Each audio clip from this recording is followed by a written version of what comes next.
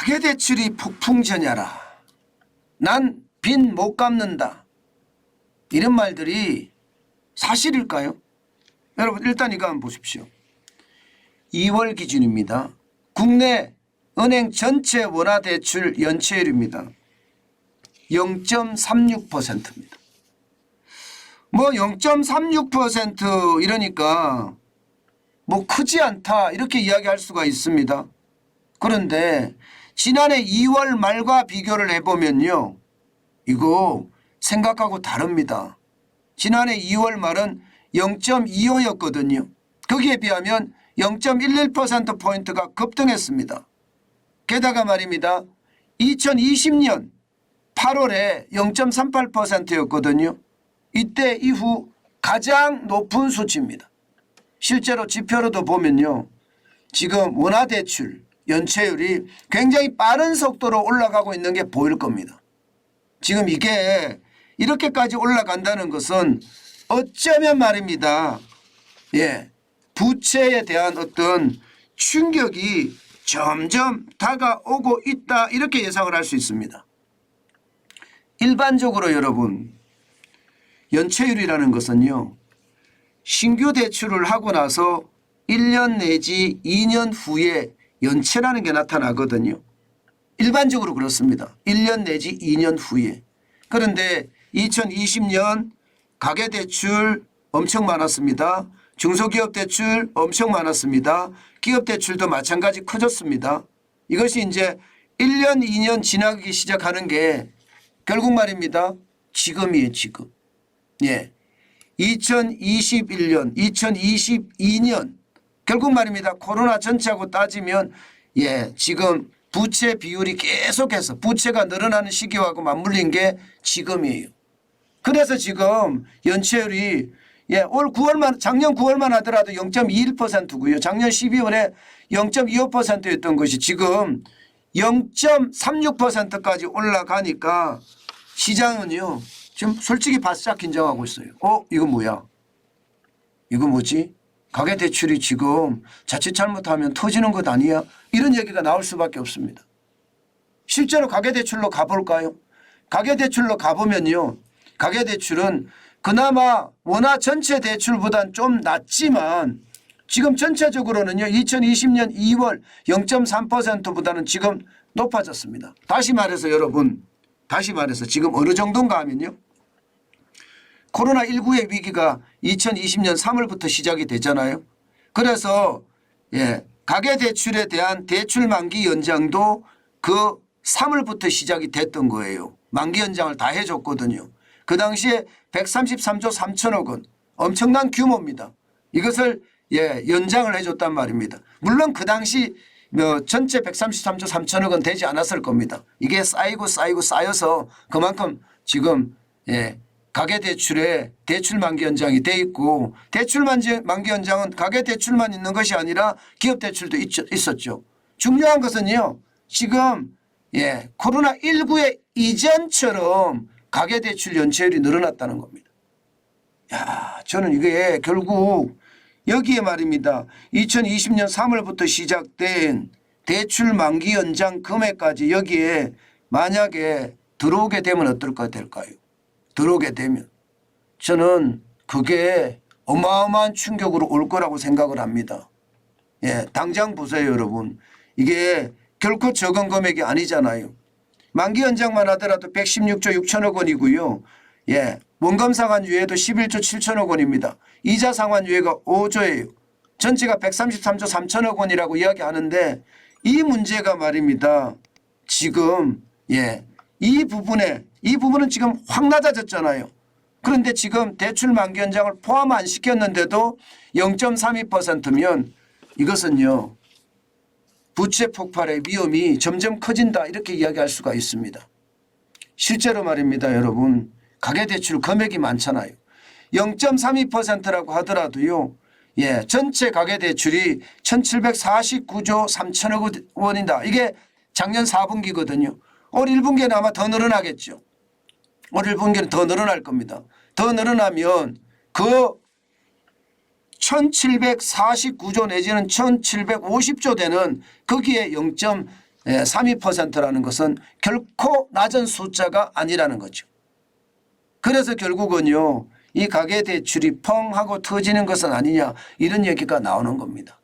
제가 문재인 정부가 진짜 경제정책을 엉망으로 했다 하는 얘기가 이거예요. 가계대출이 2017년 2분기 보세요. 1313조 4천억 원입니다. 그런데 2022년 4분기가 1749조 3천억 원입니다. 이게 그것도 말입니다. 줄여져서 그렇죠. 3분기까지 하면 1756조 3천억 원입니다. 엄청납니다. 엄청납니다. 무려 말입니다. 443조 7천억 원이 늘어났습니다. 3378% 33.78%가 늘어났어요. 장난 아니죠. 이게 여러분 코로나19가 왔다고 통제 방역을 했잖아요. 이 통제 방역이 가계에는 치명타를 준 거예요.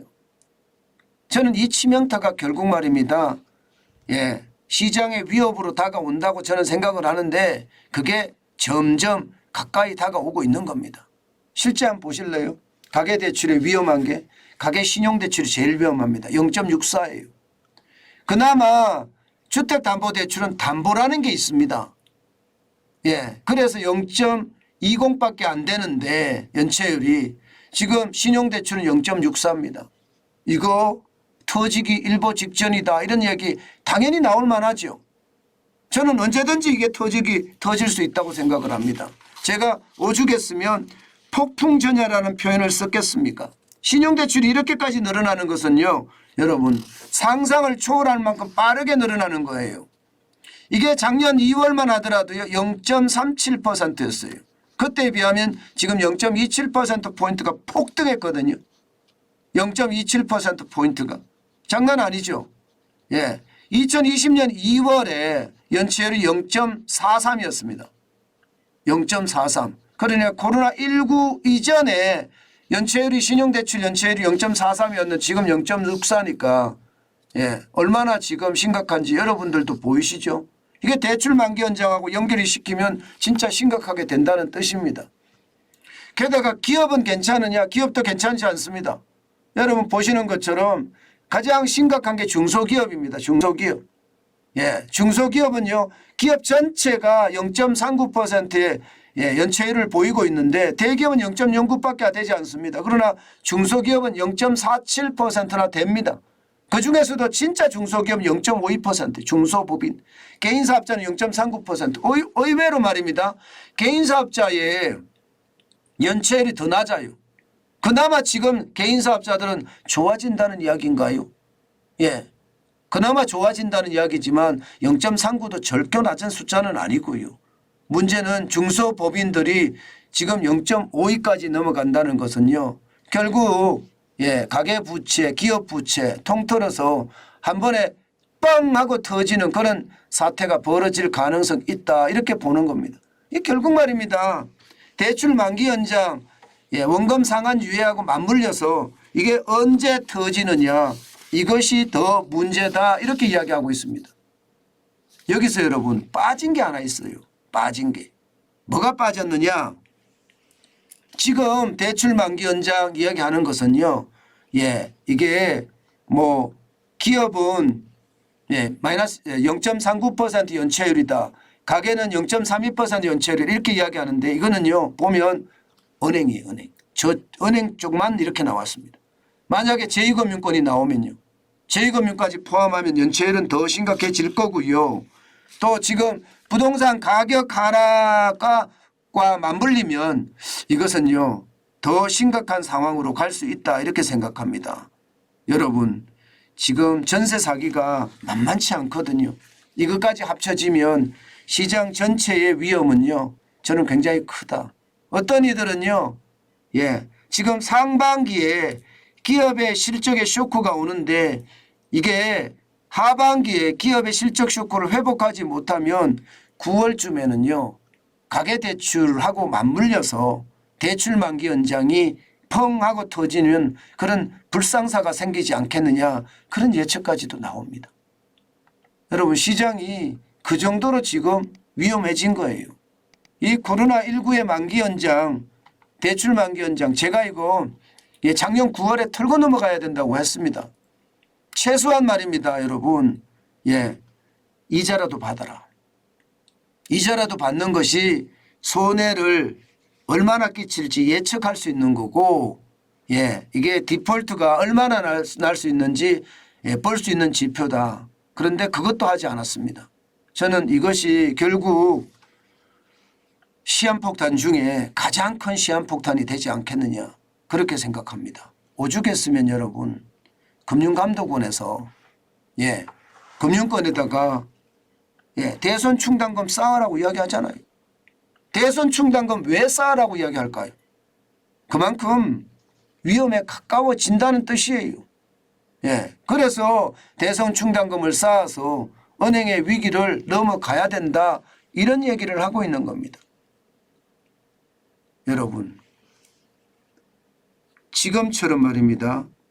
미국에서도 이 금융위기, 지금 현재는 은행위기지만 이것이 발전된다면 전 우리에게도 큰 위기가 닥칠 수도 있다고 생각합니다.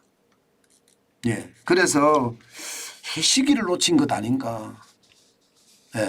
이게 시기를 대출 만기 연장을 털고 넘어가면서 그때 구조조정을 확 했어야 된다고 봐요. 이게 구조조정을 하지 않고 넘어갔던 것이 결국 화근이 되지 않겠느냐, 저는 그런 예상도 해봅니다.